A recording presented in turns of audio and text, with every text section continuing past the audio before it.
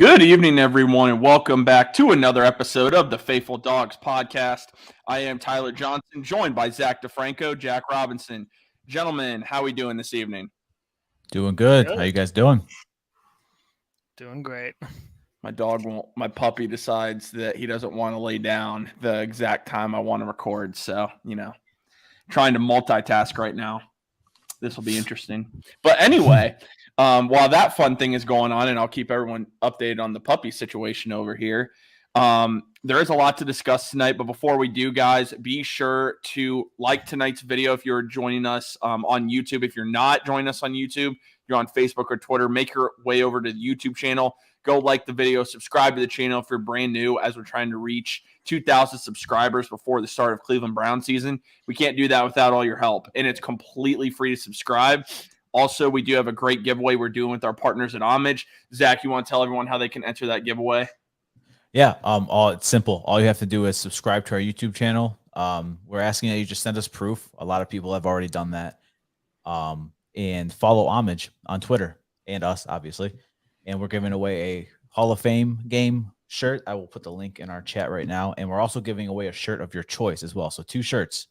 So it's a good giveaway. All you got to do is subscribe to our YouTube channel for free, follow Homage, and you have a chance to win 2 nice shirts. And Jack will have a great ad read on Homage later for why you guys want to make sure you're looking at Homage gear. But yeah, guys, a lot of fun stuff happening. Again, the link to join the Discord, which you can join for free if you kind of want to see what it's about. But also if you want to join and become a monthly member, it's just $10 per month. You'll get betting slips every single day, rumor updates on Ohio State recruiting rumors. There's a lot of those going around with top recruits making their decisions for 2024, and we're approaching 2025 now with recruits making decisions.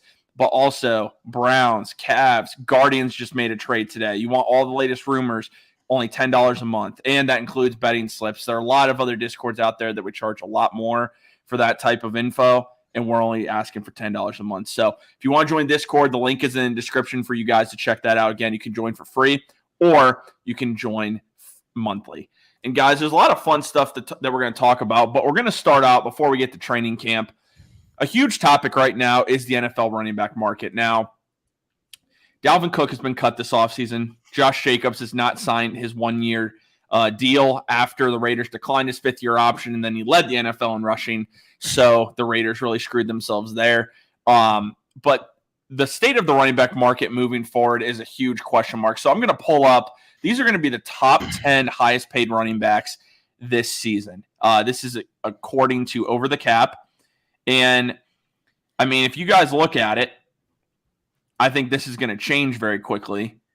This is what it looks like right now as far as the highest paid running backs. Christian McCaffrey, $16 million.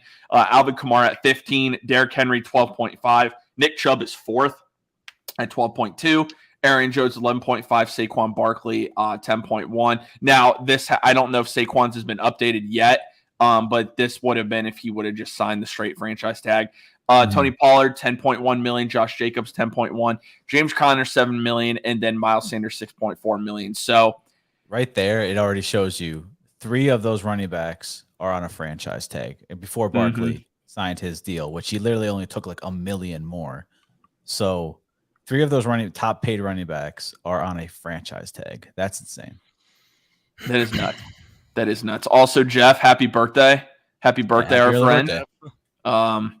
Hopefully this conversation is not too bad because we will have to talk some Nick Chubb. So hopefully this is still a good conversation for you, Jeff. We appreciate you tuning in. Cold Train, see you, man. Good to see you, dude. You guys did a great job last night, by the way. That was a fun show. You guys got a fun bet going on too. So, but you guys go, if you want more information on that, you have to watch the Yard Dogs podcast. That is Tuesday nights at 7:00 on the Network 216 YouTube channel. MC Lawrence, welcome in as always.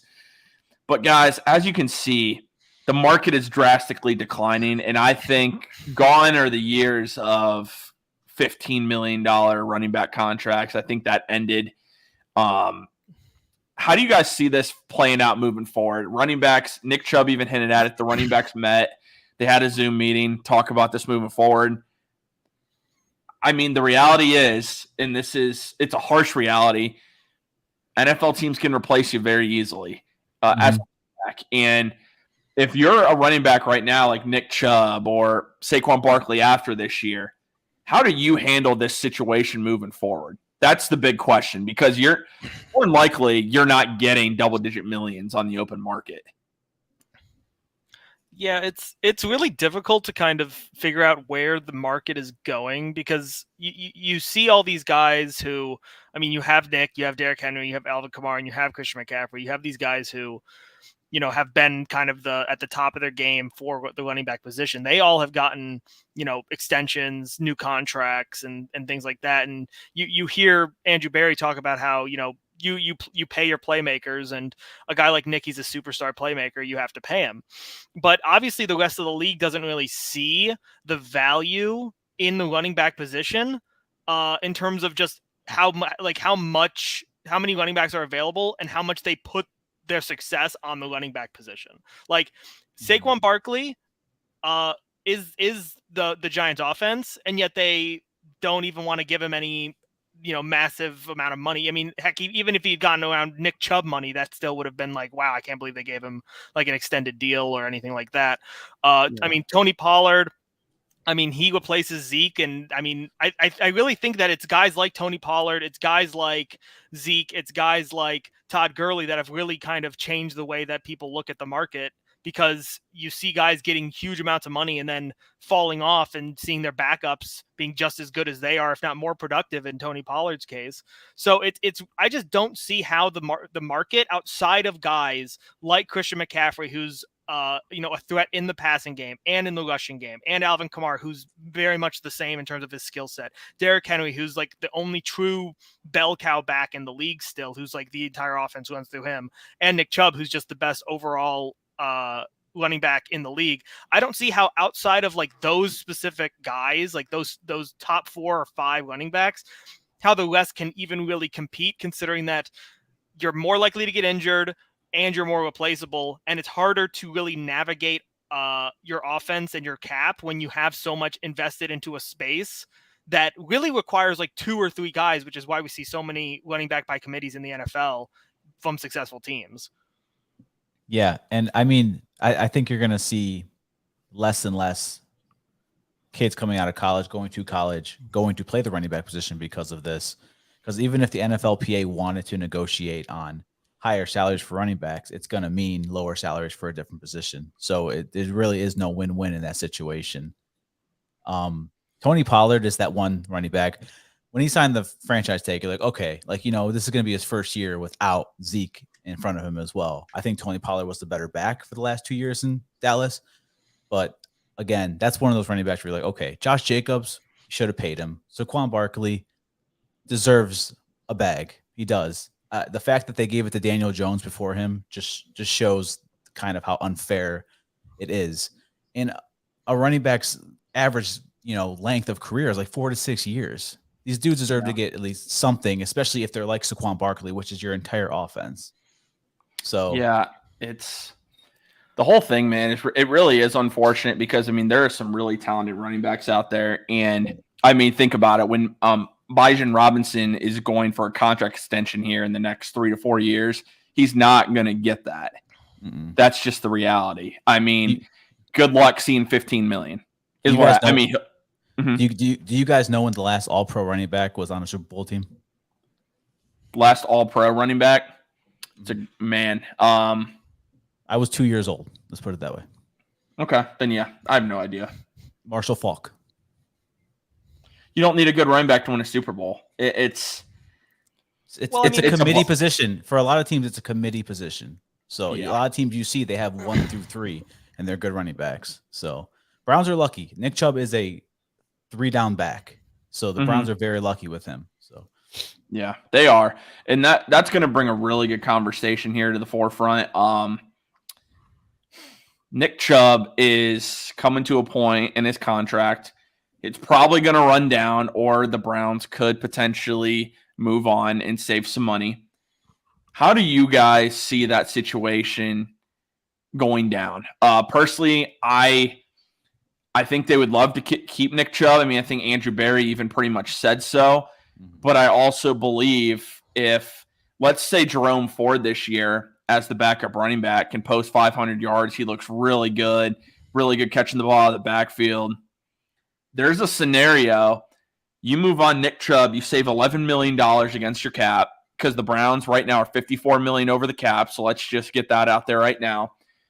You do have right now they have a second-round pick, and this draft class is going to be loaded with running backs. It's going to be loaded. It's going to have Blake Corum, Braylon Allen, Travion Henderson from Ohio State, Mayan Williams from Ohio State. It is going to be loaded at running back.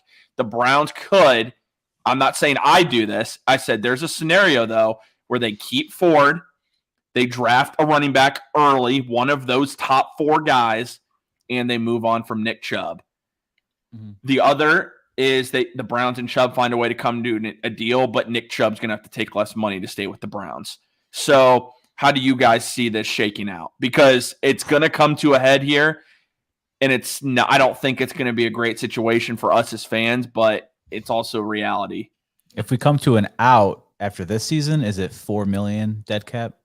It's only $4 million. Yeah, it saves 11. Yeah, I could see Nick Chubb being that guy that potentially would stay and just finish his career here, a one team and done kind of guy. But he could also say he has, Nick Chubb stats, like he's going to get, and stays healthy. Who knows what he can make on a different team? Who knows what kind of team would pay him what? That's a tough situation. That we talked about this last year too, how eventually we're going to talk about Nick Chubb, and I was like, I don't really want to. That's very tough because that's one of those players that you just want to see in Cleveland forever, Yeah, and I mean, one of the big things, right, is that Nick is 27. He's going to turn 28 in December. So, and then when does his deal? Is this like his last like full year deal for the Browns, or does he still have like another option available? He technically, so the way his contract is laid out, because I'm going to pull it up here real quick, I do believe that he has another year in 2024 is what it looks like. Yeah. He does. I mean, the cap number for that is actually 16.2 million. So they would actually save about 12 if they moved on. I think you want to keep him. I mean, he'd be 29 next year. No, he'd be 28. He'd be 28 until December. Yeah, but and then because he will be, but going into for the 2024 season, he'll be 29 is what I mean. And that's a tough situation just because, again, he doesn't have a lot of wear and tear on him compared to other running backs, but is he willing? This is the question, though. Is Nick Chubb willing to take potentially less money to stay? I think that's what it's going to come down to. I really do. Well, I think it's going to be interesting because I think that the market for running backs, as we've already seen, is very volatile, and it doesn't really give us an idea of what a running back like Nick Chubb would actually get on the open market. I remember hearing someone say that someone was trying to trade for Saquon. I forget exactly who it was. I think it was the Dolphins. And Dolphins, yeah. I don't even think they got an offer that was actually good compensation for him. And that's for one of the premier backs in the league. So I just don't even know what they would try to get for him if they were trying to get a new contract from free agency. I think that Nick Chubb, just based on the way that he is and the way that the Browns have treated him, and just, in terms of just the way that his career has gone, I would not be surprised if Nick Chubb does, in some way kind of restructure the contract, maybe add on a couple years, maybe get to like 30 or 31. And maybe at that point, maybe they try to, put Jerome as like the lead, or maybe they get another guy in the draft and they kind of have a dual running back system there instead of it being all Nick Chubb. But I could see him retiring as a Brown. Like, I don't know exactly how long he wants his career to be, but like you said, he hasn't had a lot of stress been put on his legs. I don't know what his market is. But once you get to 30, unless you're a guy like maybe Derrick Henry, where I think Derrick Henry could last like maybe into his early 30s as a running back in terms of his, free market value, I think that there might just be like a limit to where Nick Chubb goes. And I think it might be more beneficial for him to do it still on the team, still on the Browns, for just a little bit less money. But that's just what I would think. I think that they will try to figure out a way to keep him. I would also agree with this. There's never been a more loved player since Kozar. I think that's pretty fair. Everyone loves Nick Chubb, and rightfully Mhm. so. The thing is, like, and we talked about this when the Browns moved on. I mean, we prepared fans for a while for that, for Jarvis Landry moving on. Mm-hmm. We're very sentimental as fans, and we're all the one day when Nick Chubb is not here, it's going to be a terrible day. I mean, I don't even want to think about it. At the same time, when you talk about running back contracts and you know Nick Chubb is right around the corner, it's something you don't want to talk about. But at the same time, I mean, we'll see what happens with it. I do think they can find a compromise on a deal because, like you said, Jack, once you turn a certain age, what team is going to shell out 10 million or more for Nick Chubb at that point? It's just not. It's not going to happen. I mean, it's not going to happen. And teams already don't really value this position. This is why we're having this debate right now. So I could really see Nick Chubb just being like, okay, like maybe restructure, the last year on his contract, space it out, like Jack said, 2 years. By the time he's 31, then let's talk again. But when you're 31 years old at the running back position, that's tough. And Jeff makes a good point. The Browns can't be in the business of who the fans love, and if they do, someone needs fired. I mean, I don't disagree with that. Well, obviously, yeah. I mean, Jeff, you remember, I mean, a couple of years ago, we were telling people about Jarvis Landry a year, even 2 years before he even moved on. So I remember when we were like, guys, listen, it's going to be OBJ or Jarvis. One of them's gone for 100%. And then they were both gone by the end of the year. It was like, that's another thing. And that's a good example too, though. Andrew Berry is going to have his number with every single player when it comes time to resign, renegotiate. He's going to have his number even for a Nick Chubb. And when he's 30 years old, he's going to have, okay, this is what I'm willing to give you. Go see if you can get better somewhere else. If not, here's the contract. He basically did the same thing with Jarvis Landry's camp at the combine. That's just how Andrew Berry operates. So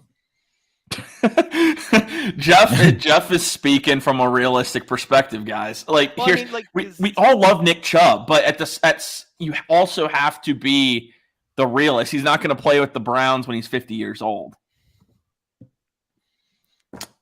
But we all want him to retire Cleveland Brown, obviously. I think that's 100% a given. I do. Anything else with the running back market? I mean, do you guys see any of these other running backs? Do you see anyone get now? Okay, here's a good question, because this is the next potential big running back that has voiced his opinion and would be up for an extension. Jonathan Taylor from the Colts. Yeah. Do you guys see him getting extended, or do you guys see him getting the franchise tag? It depends. I think he'll get a franchise tag. I do. I do too. See, here's the thing. I would say yes, he'll get the franchise tag, but the thing is that it's one of those situations where you look at a Todd Gurley. He had one really good year, and then they gave him all that money, and then he has arthritis in his knees. And it's awful. And then you have Saquon Barkley, where he's, the offensive rookie of the year, and then he's injured 2 years in a row, season-ending injuries within the first 3 weeks. And then he comes back and he's not as good as he was. He doesn't have that explosiveness. He's still good. He's still very good, but he's not as good as he was in that rookie year. Jonathan Taylor is unique in that he didn't get injured as like in a severe way or anything. He just missed a decent amount of time, but he was still their bell cow for the majority of the season. It's really going to come down to, can he in some way reproduce what he did he got almost 2,000 yards in 2021, didn't he? Like, if I'm remembering right, he had a fantastic season. Yeah. So, I mean, if he can come out and produce at that high of a level on a team that doesn't really have anything else to spend money on, I wouldn't be surprised if they give him an actual contract outside of actually putting him on the franchise tag. But I think if he has another regression year or just an average year where he doesn't, really show like the kind of running back that I think a lot of people think that he can be, then they'll say, okay, is this guy really a difference maker that we need to lock up long term? Or is he just a guy who he had one really good season and then he kind of just, averaged out to the mean and we can probably replace him, or we can just pay him, $10 million on a franchise tag and just call it a day, because that's really what it's going to be. Because like, if you look at all the guys that are paid, that are on a second contract, Christian McCaffrey, Alvin Kamara, Derrick Henry, Nick Chubb, Aaron Jones, these are all guys who have proven it, don't have super extensive injury histories outside of maybe Christian McCaffrey, but Christian McCaffrey is just such a a multi-talented threat that it's difficult to really hold, a lot of things against him, just because of how diverse his skill set is. So it's just one of those things where it's like, if these guys can't reproduce, then they're not going to get a second contract. I don't think a running back will get a second contract unless they can show year over year that they're good enough to warrant it. I mean, Nick Chubb, first 5 years of the league, he's the only one who's ever averaged 5 yards per carry. Derrick Henry's a freak of nature. Alvin Kamara is a dual threat. Christian McCaffrey's a dual threat. Aaron Jones is a dual threat. You have to have guys who are either elite at what they do or are capable of being used in the passing game for them to get a second contract. And all these other guys have not proved that. So I think that's how it's going to go for the entire rest of the running back market. Either you have to be elite or you have to be good at catching the ball too. And I don't know if Jonathan Taylor, but it's already proving, even if you're elite, you're going to get franchise tagged, and then they're just going to draft another running back. That's what a lot of these organizations are doing. Here's what everyone is referring. So if you guys that are in the chat aren't sure what Jim Irsay tweeted, here it is. NFL running back situation. He tweeted this an hour ago. We have negotiated a CBA that took years of effort and hard work and compromise in good faith by both sides. To say now that a specific player category wants another negotiation after the fact is inappropriate. Some agents are selling bad faith. I mean, I take that as he's basically telling these running backs that they can, kind of like Jeff said, running backs can kick rocks. That's kind of how I get it. He's saying that with his running back being on the verge of a contract extension too. And well, I'm not gonna lie. I think he's. And also now you have a calling rookie quarterback. PA. I think he's also calling out the PA.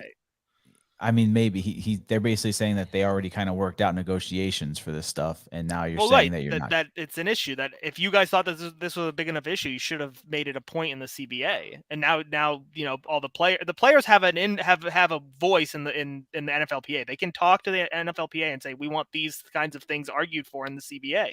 And the fact that they apparently are not doing their job in representing the running backs and giving them the protections that they want, and then signing a long-term collective bargaining agreement that now, locks them up for, I don't know, it's like, well, till what, like 2029 or something?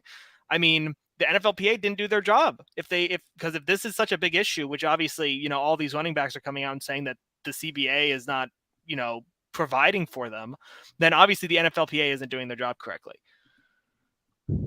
Also, MC Lawrence, yeah, we had to bring it up because you have to talk about it if you're talking about this subject, but we're moving on from there. I think Jonathan Taylor's situation is going to be interesting moving forward. He really could get extended from the standpoint that the Colts are on a rookie quarterback contract. If they are going to extend him, makes a lot of sense at this point. I mean, he is their best player, overall weapon. So, and they have a lot of rookie receivers, receivers on rookie contracts. So we'll see how they handle it moving forward. Now, guys, NFL training camp has begun around the league. The Browns started last Saturday before any other team, and the reason being is that they're going to be playing in the NFL Hall of Fame game. But some news before training camp that's pretty scary, and have to talk about it, of course, is Marquise Goodwin. Tyler, your mic went out. Yeah, you got muted somehow. I don't know how that happened. I don't either. That was weird. My computer just decided to randomly do that. Anyway, Marquise Goodwin, it's been found that he has multiple blood clots that he is dealing with. Pretty scary situation, honestly. I tweeted last night that I hope it doesn't happen, but there could be a chance he has to retire from this. I mean, because this is potentially a deadly situation. First off, how do you guys feel about this Marquise Goodwin situation? And do you think the Browns have enough at wide receiver to overcome this? Or do you think that now that if Goodwin has to miss a lot of time and possibly even not play this year, there goes your deep threat that you brought him in for? So how are you guys handling this situation moving forward if this is really severe for Marquise Goodwin? Yeah, I mean, first of all, thoughts and prayers out to him. That's For sure. terrible news. I swear though, if we have to do another season of Anthony Schwartz, dude, I'm gonna lose it. I'm gonna lose it. It makes a lot of sense why we had a lot of wide receivers come in and work out, though. It does. So, who did we sign? I totally forgot his name. Austin Watkins Jr., the brother of Sammy Watkins. Okay, he's not huh? No, he runs a 4.5. He's 6. Oh. He's a big body receiver. So that's why. That's why I got okay. This is what makes it difficult because I saw people like commenting back and forth. They're like, "Oh, Jaden Darlin can be that guy." That's not what they brought Darden in for. First off, like Elijah Moore can be that guy. Elijah Moore is going to play everywhere, but he's not the guy. You want a guy on your team that could be a consistent deep threat, which is what Goodwin is. Schwartz is a guy that should be working at McDonald's. Yeah, I'm going to take that shot until he's off the roster. But a name that comes to gosh, dude, I'll cry. Might not but happen, though. A guy that comes to mind, and people think it's crazy, and honestly, it probably is a crazy idea. If you're looking for that 1-year contract for one guy, he's older, correct, but he still gets the attention of defensive coordinators when he's on the field because you have to respect him still, his speed. Deshaun Jackson. He even talked about wanting to play. I mean, playing with Watson. So, I mean, what are your guys' thoughts on adding a guy like him if this is indeed a severe injury? I mean, I'm fine with getting a guy like Deshaun Jackson. I mean, obviously he's like what now? 36. Yeah, he's up there. So I mean, it's definitely a strange situation to be getting a guy like that kind of really at the tail end of his career. But I mean, he's still capable of burning guys. I mean, last year we saw it.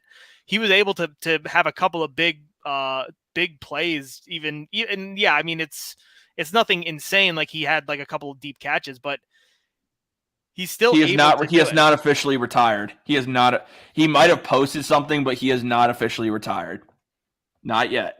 I don't trust retirements until they're not until the season starts and they're not playing. That's just how it goes. Like if they're fully retired and they're not on a team, I'll believe it. But yep, Tom Brady has destroyed my trust in the whole idea of retirement because it's just it's not real until it's real. I think that Deshaun Jackson would be a pretty decent pickup just because, I mean, if we look at where like Goodwin really was on the depth chart for the wide receivers, he was at like that 5 or 6 spot. So, I mean, bringing in a guy who would kind of be only really out there on the outside, and he basically all of his routes are just going to be, we're going to put him deep and you just have to beat him. I think that would be perfectly fine. And I mean, I would prefer if Goodwin could actually get medically cleared, just because I think that he has been building up a lot of trust and chemistry with Deshaun over the entire offseason. So that would be preferable. But, you know, just if it turns out that Marquise needs to miss substantial amount of time or needs to retire, then I think that getting a guy like Deshaun Jackson would be beneficial. I personally think you just go see what you have in training camp right now. Is he? Well, is Jacob still riding with Anthony Schwartz? He might be joking. I think he might be joking on that one. See, the thing is that I don't think Deshaun's would be super expensive. Like he wouldn't be worth.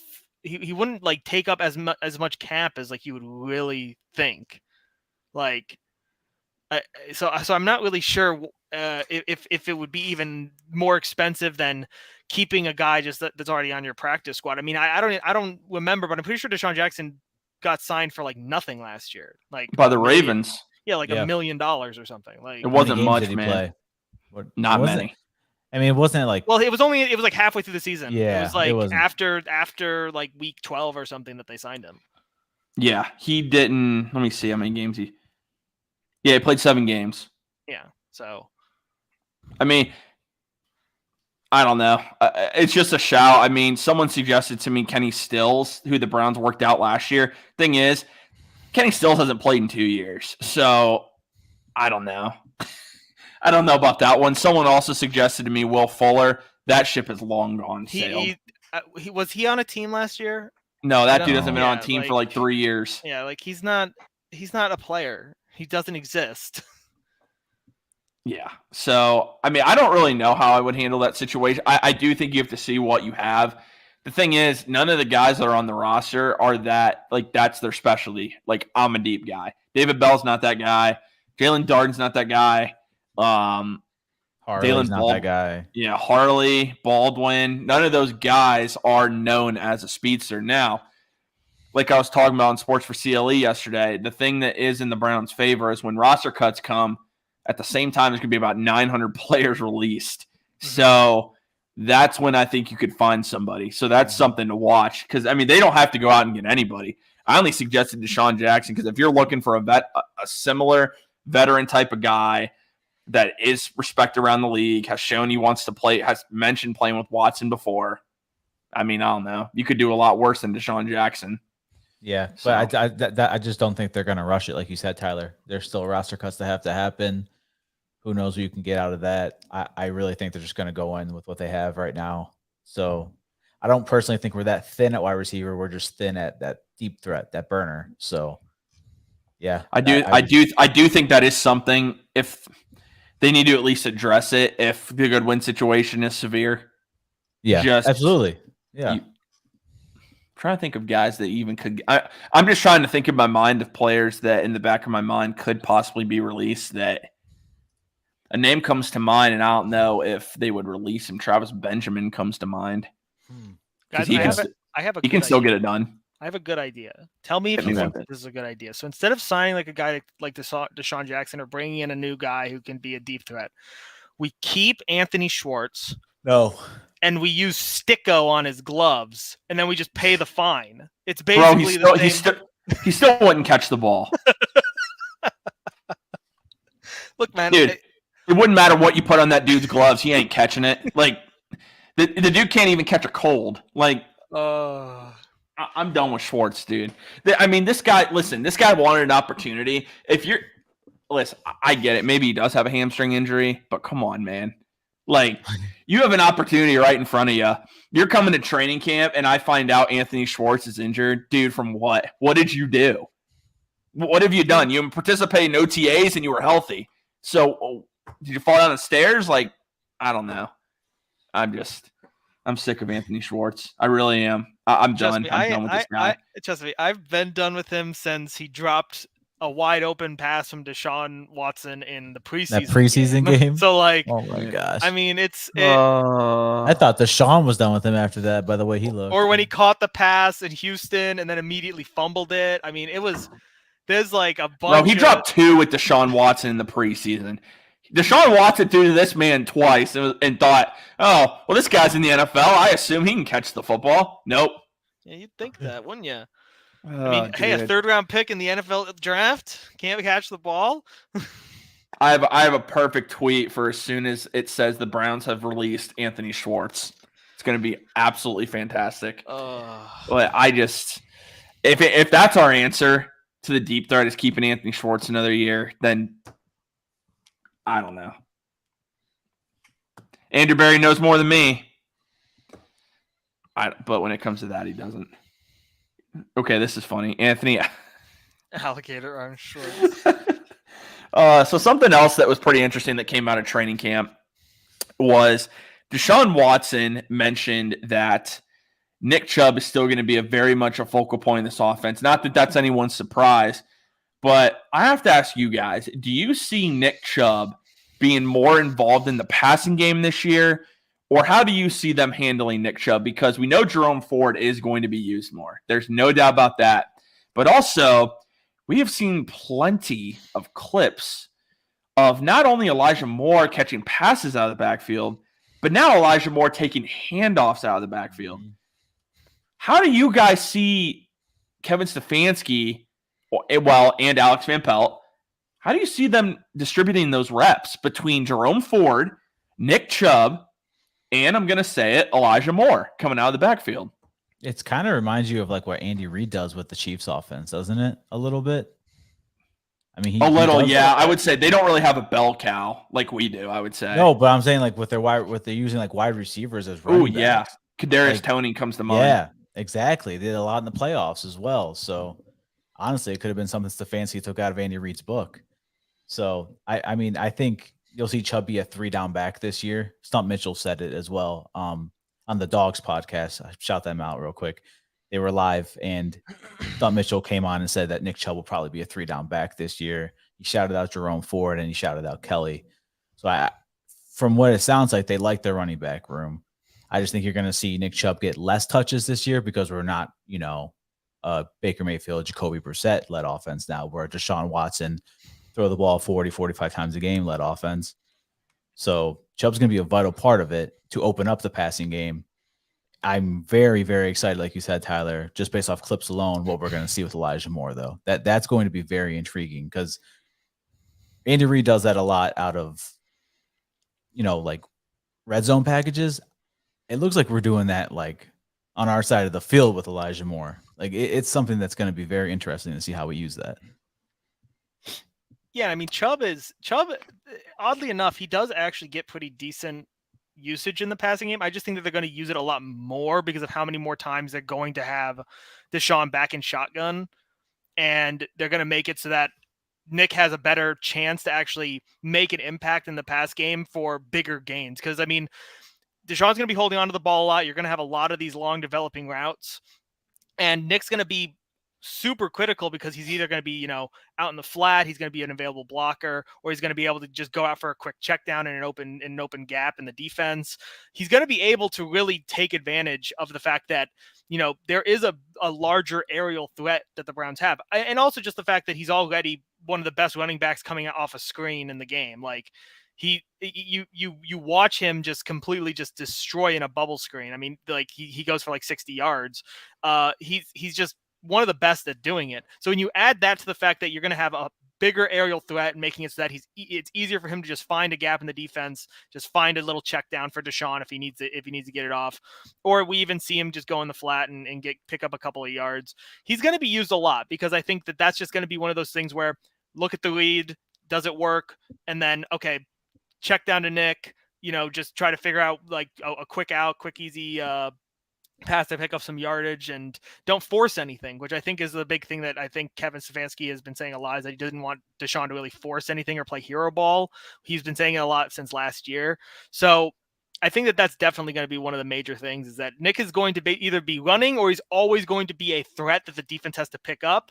And if Deshaun can get the ball downfield to a receiver, great. If not, don't do anything. You don't have to. Just do a quick check down to Nick and let's just get to the next play. And Jeff, yeah, I remember what you told me about Elijah Moore and Percy Harvin. Kevin Stefanski was asked if Elijah Moore reminded him of Percy Harvin, and he smiled. Anyway, speaking of Elijah Moore, I don't think it's outrageous. I'm just going to say it because it's what I believe. I think not only Elijah Moore leads the Browns in receptions this year, because I think that'll happen, I also think he's going to get over 100 catches this year. I think he's going to have over 100 catches.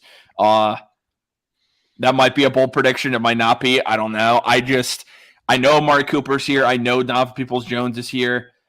I just think with everything Elijah Moore can give you and the fact that he can come out of the backfield, that's just another way you can get him the football. Mm-hmm. It wouldn't surprise me. I think he can have over 100 catches. He'd have over 1,000 yards and probably about 6 touchdowns this year. Yep. I think that's pretty fair. And I'm also telling you guys right now, if you're in the chat, go get Elijah Moore in fantasy football because he's going to be available really late in some drafts just because a lot of people don't know what they're doing. Go get Elijah Moore. It might label him as the Browns' third receiver. He's not. He will be Deshaun Watson's favorite target this year. Just saying. So, oh, man. But some other things that came out that I thought were kind of interesting is when it came to training camp, Andrew Berry basically talked about that he is always, of course, looking to upgrade the roster. So what I want to ask you guys, do you see the Browns making any more upgrades at this point to the roster? And if so, some guys that you potentially like or some positions you'd like them to look at? Defensive tackle. I would like to see him add another veteran defensive tackle. I think everyone on this show in our network has at least asked what's going on with Matt Ioannidis. I don't know what's going on with him. why he hasn't signed anywhere yet. I would like him. I think that would be good. Harris would be a nice signing. So I like defensive tackle. I'm liking what I'm seeing and hearing from our linebacker room this year. Looks like Walker and JOK came back healthy, ready to play. Taki, the fact that he's practicing after tearing his ACL in week And 12. Walker, man. Yeah, that Like- it's insane to me. I mean, it would be smart to get a little more depth in there. I think, Tyler, I think you're the one who tweeted it. That actually kind of made me think, because last week we were asked the question, who's going to be the most surprising cut on this team? You said Jacob Phillips, possibly. I thought about that. That's actually very true. You know, that could be one of those players that I didn't even think of last week, Jack. I don't know if, you know. What was that? I'm sorry. Jacob Sorry. Phillips. Oh yeah, Real Jacob quick. Phillips. Yeah, Jeff shared with me on Twitter. Jonathan Taylor's agent has responded to Jim Irsay saying No. bad faith is not paying your top offensive player. Oh gosh. So now we are in a time period of we are going to have contract negotiations over X. So on X, my bad. And for those who Yeah. aren't aware, Twitter is now known as X. Yeah, It's you said now that known and you as- confused me already. It's now known as Azit. Azit. But anyway, Jack, I mean, kind of like Zach was saying, at linebacker especially, the whole Jacob Phillips situation, do you see him being on this roster? When we mentioned surprise cuts on Twitter, and by the way, guys, go check that out if you want to leave a comment on who you think could be a surprise cut, not necessarily an obvious one, but a surprise one. I think Jacob Phillips would be more of a surprise because he's still on a rookie deal.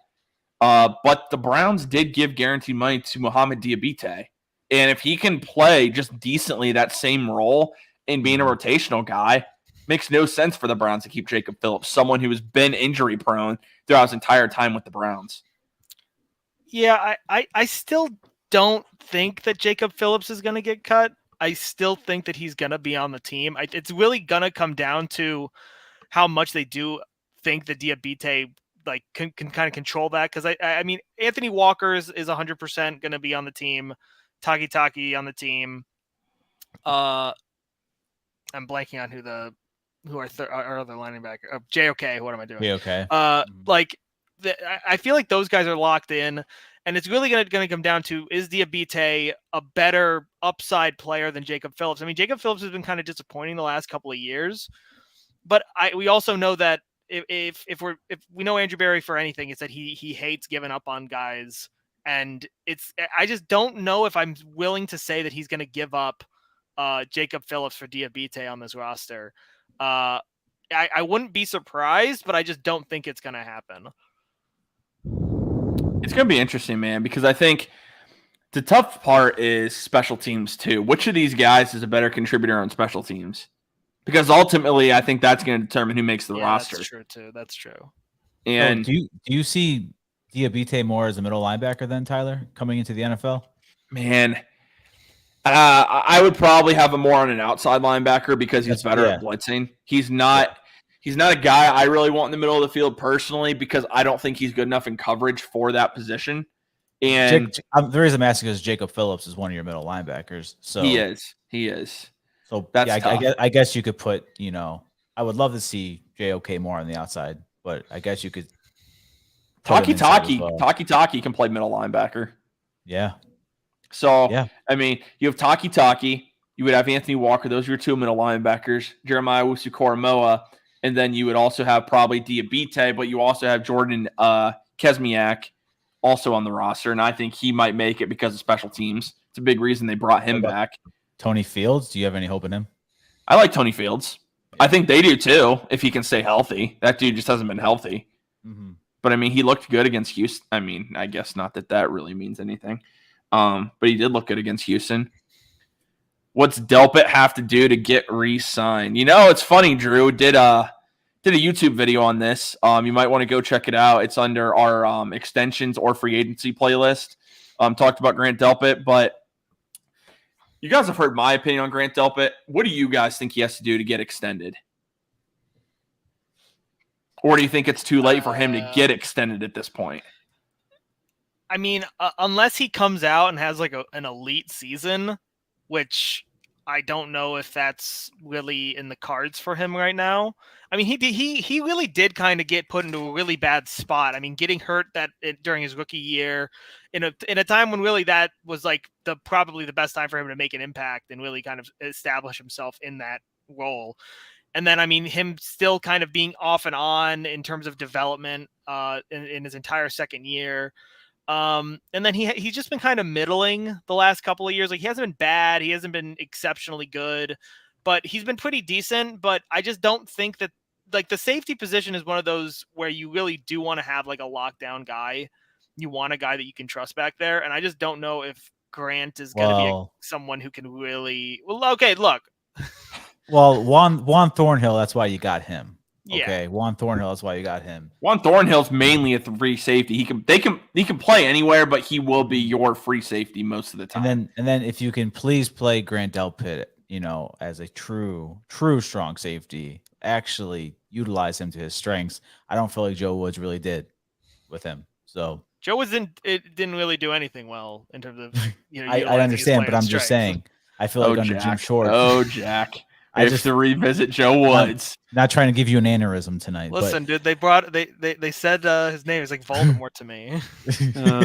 Goodness, dude. I'm just saying. I think this year under Jim Schwartz would be very telling for the future of Grant Delpit.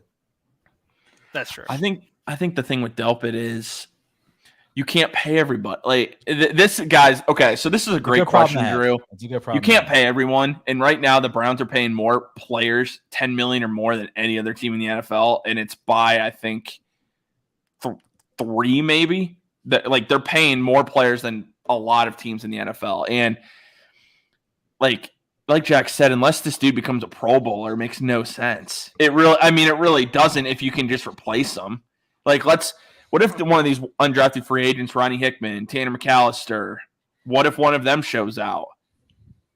And then you can transition, have Juan Thornhill, have this undrafted free agent. They can go sign a free agent that's probably cheaper than Delpit, or they can draft a safety.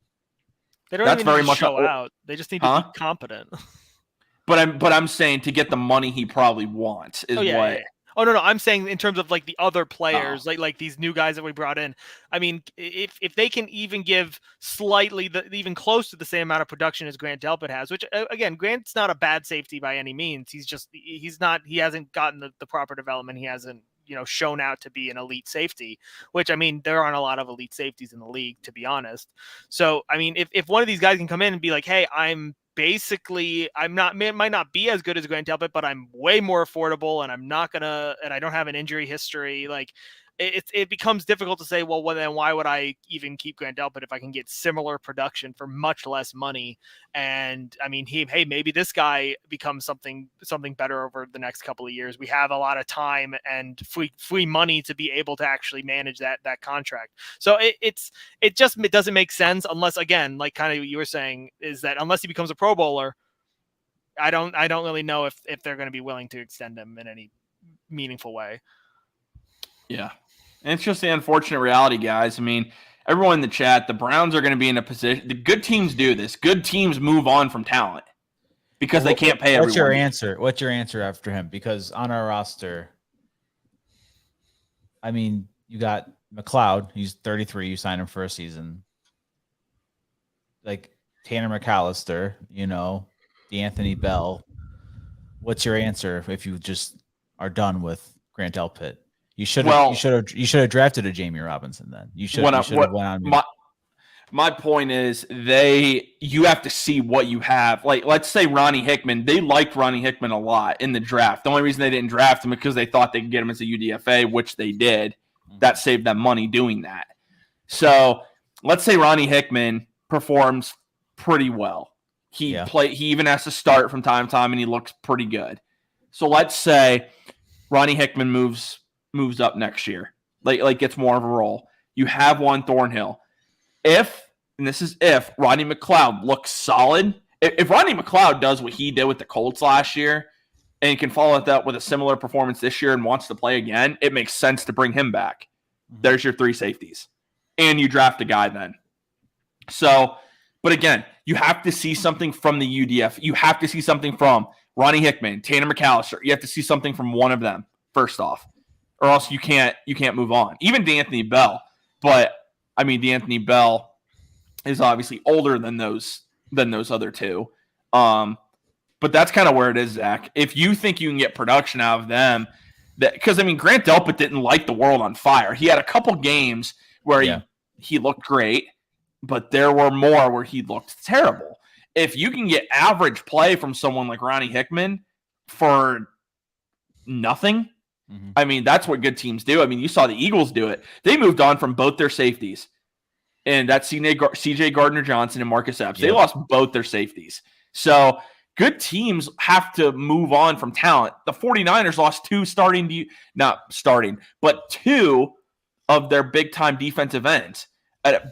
Ekabukam or something like that, and one other guy that I can't place his name. So you have to move on from talent, and good teams do that. And if anything, the Browns are going to have to start. They're not going to be able to keep everyone. So it's a great question, Drew, because it's one that's got to play out over the course of the season. Clearly, they need to see more, or else he'd be extended already. Because Andrew Berry gets guys. If Andrew Berry knows he has a piece, he locks it up. Yeah. That's why DPJ hasn't been extended, and that's why Grant Delpit has not been extended. So see what happens. But as we're starting to wrap things up, guys, what more do you want to see come out of Browns training camp? We are gonna, it looks like this weekend, finally get the first practice in pads. I know what's been intriguing is hearing Nathan Segura on Cleveland Browns Daily talk about the offense is, and he said it's all pistol. A lot of pistol look, a lot of shotgun, as expected, I think. But also, it's a lot of pre-snap motion. And what they were doing a lot of is misdirection that has the offense going one way and Njoku going the other way and having wide open look after wide open look. So what more do you guys want to see coming out of training camp? We've heard good reports from the defense, good reports on the offense, but what do you guys want to see that's going to, even though it's early still, give you guys some confidence? Yeah, I just want to see this offense continue to click. It looks very well right now. I know it's no pads, anything like that, but the connections you're seeing with Donovan Peoples-Jones and Watson, Elijah Moore and Watson, I want to see those continue to click this year because it's going to be very special. That's why I feel like Donovan Peoples-Jones, people are sleeping on how many targets he will probably get this season. And then on top of that, you want to see a competitive in-pad practices between your defense and your offense. You want to see iron sharpen iron. I think it's going to be very fun. I think this training camp is going to be, I mean, dude, they're selling tickets right now. A free event. People are scalping tickets to see training camp. This is like disgusting, one of those, by the way, first off. It is disgusting, but I'm just saying people are buying them still. People are buying them still. I would never do it, but they are literally scalping tickets to see Browns training camp this year. It's one of those seasons, man. Dude, that like, oh man, it's bad. It's stupid. Just how it is. Listen, man. Listen. I get that's how it is, but if there are low lifes out there doing that, that's okay. Jack, say something. Jack. Say something before I just lose my mind. Well, so if for me, the main thing that I want to see, and the only reason that I'm not going with something specific, is because I think that the offseason acquisitions kind of speak for themselves in terms of like we've gotten more talented at almost every position. And the main thing that I care about is, first off, Deshaun has shown that he's really working on making sure that the chemistry for the offense is as good as it can possibly be. The defense is, we've seen remarkable improvement. All I want to see is no more injuries. I don't want to hear about people getting hurt. I don't want to hear about people having to go to the hospital. I don't want to have to hear about soft tissue injuries. I just want to prioritize the health of these guys. And knock on wood, I just hope that that Marquise Goodwin is the extent of what we hear, because these guys have been, because especially like guys like Deshaun, guys like Miles, they've been working really hard to make sure that each of their respective units is to the best that they can be. I mean, Deshaun's been working basically all offseason on trying to get everyone kind of together in a unit, and we've seen that basically work out in terms of how all these guys seem to be clicking together. They seem to be way more in tune than they were last year. And I don't want injuries to ruin that, because I know that all it can take is one bad injury, and all of a sudden you're like, oh crap, who's gonna has to step up, who has to take on a bigger role, and then all of a sudden everything can kind of start falling apart just from one key injury. So that's the only thing that I'm really looking for. Is I'm looking at, I'll watch all the tape, I'll see all the great things that these guys are doing, but as long as no one is injured, that's the only thing I'm really concerned about. I'm knocking on wood, man. I'm knocking on wood everywhere I go, man, thinking about it. Dude, that's a really good point. It seems every year there's something with every NFL team, so you're just hoping that it just doesn't happen for us first and foremost. And it's always just like it can happen just at random, completely. I'm trying to, like, CJ Gardner-Johnson, just randomly he gets hurt. At least he's good, though. At least he's good. At least he's good. But it's like, you don't know, like, these soft tissue injuries and these tweaks that they get on these practice fields. It doesn't matter if you're going half speed or not. You can still get a terrible injury. And that's all I want, is these guys to just stay healthy the whole offseason and come into the season 100%, so that we can go in and not have to, have an asterisk like, oh, we didn't have this guy, we didn't have that guy. So that's all I worry about. Mick says, I want to see clean football, no stupid pre-snap penalties. That's 100% right there. Well, unfortunately, we have Jed Wills on our team, so I don't think those will disappear. Maybe not for long. Yeah, Mick, I know that Goodwin already had. I'm saying that besides that, because, like, we still don't know the extent of that. We don't know if he's going to be able to play. And I don't want to sound like mean, but, like, Marquise Goodwin, yeah, I feel super bad for it. But if it was a guy like Elijah Moore or Donovan Peoples-Jones, it would be a much more doom and gloom situation for the offense. Like, Marquise Goodwin, I personally hate him. I hate hearing stuff about blood clots. That stuff freaks me out, and it's terrifying. But in terms of on the football field, it's like, I don't think that it's really going to be like a make or break thing if Marquise Goodwin needs to sit out for his health. Yeah, exactly. No, I get what you're saying for sure. Because if that was one of the other guys, oh man. Then we'd be having a really big conversation. Then you wonder why you didn't sign DeAndre Hopkins. Oh God. Some people are wondering why you didn't sign DeAndre Hopkins after Goodwin went down. Just saying. Yeah, I know who you're referring to, I think. Specifically who you're referring to, but we won't mention any names. Probably the only person who tweeted it. Yeah. But actually wrapping things up, like we mentioned earlier, there's a great deal that we're doing with Homage right now to give away Browns Hall of Fame game T-shirts. But Jack, what do you love about Homage? Because you're the professional here. You're the one that Homage needs to hire to do all their ad reads. I agree, so what do you love most about the product? Well, okay, so the main thing that I love about the product is that there is so many different things that you can buy. Like, first off, I finally got in my Cleveland Crunch shirt. I ordered it. Wow. I ordered it a couple weeks ago. I finally got it in.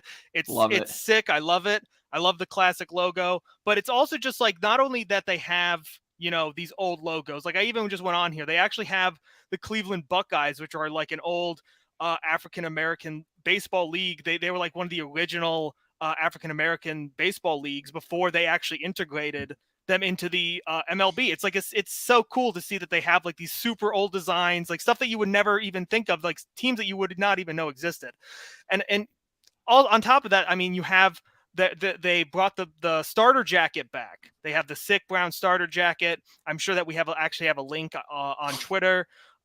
We have, they have the cool collabs with like the Grateful Dead. They have that's super cool Hall of Fame game shirt. I mean, they just have so much variety in any kinds of sports, any sort of style. They have hoodies, long sleeves, t-shirts, anything you would want. So if you have a favorite team, if you have a favorite sport, and you haven't gone to Homage and just like see if they have something in a design or in a style that you like, you're really doing yourself a disservice. They got great stuff on there for basically anything that you would want. Seriously, whether it's sports or just, pop culture or anything like that, they've got something for you. So you should really go check it out.